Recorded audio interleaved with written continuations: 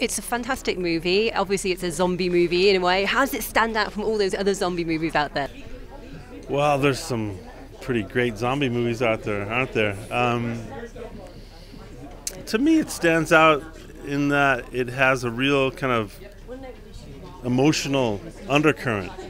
I think there's a lot of great action zombie movies.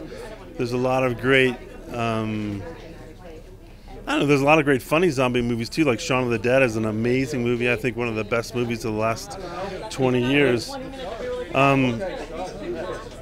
But there's something about being able to see a zombie story from the zombie's point of view, like what it feels like to go through that. Also what it feels like I play the parent of a zombie in the movie. So it sort of takes you through what it feels like to lose a child and then get it back, and this crazy emotional roller coaster that a lot of the characters in the movie go on. It's kind of a strange world that doesn't happen in real life, isn't it? A bit like another movie that you've got coming up this year, Guardians of the Galaxy. How was it shooting that movie? Oh, it was great. It got to be in London. Other than that, I think Marvel will put me in handcuffs if I say another single word about it, but yeah. How does it compare making an indie movie like Life After Beth to like a huge special effects movie like Guardians of the Galaxy?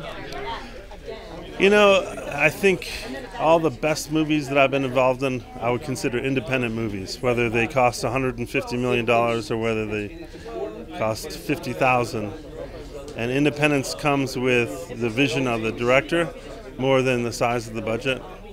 I worked on The Perfect Storm with Wolfgang Petersen, and he's one of the most independent-minded directors I've ever seen. No one was telling that guy what to do. He made that story exactly as he saw fit. So, yeah, and then I've worked, of course, a lot of the films that I brought here to Sundance with a lot of people just starting out, and yeah, so independence is not budget dependent. Life After Beth, your daughter is played by Aubrey Plaza, who looks a little different than we normally see her, doesn't she, as a zombie Beth. Yeah. You're also working with, in Guardians of the Galaxy, people like Zoe Saldana as well, who looks a little different than we normally see her as well, as a green-skinned alien.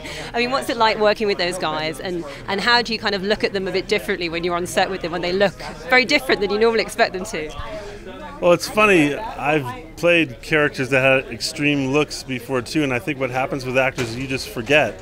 You forget what you have on your face because you're just looking out through your eyes, of course. And, working with Zoe, I've still not met her. I think on the last day I saw her without her makeup on. So I only met her one time when she wasn't the color green. And I was like, "You're beautiful." She's like, "Thanks." But, when you're behind the curtain, as it were, you just quickly get used to, someone's got a bloody stump for a hand. You're like, "Oh, yeah, well, this must be scene 13 we're doing today." Great. John, it's lovely speaking to you. Thanks so much.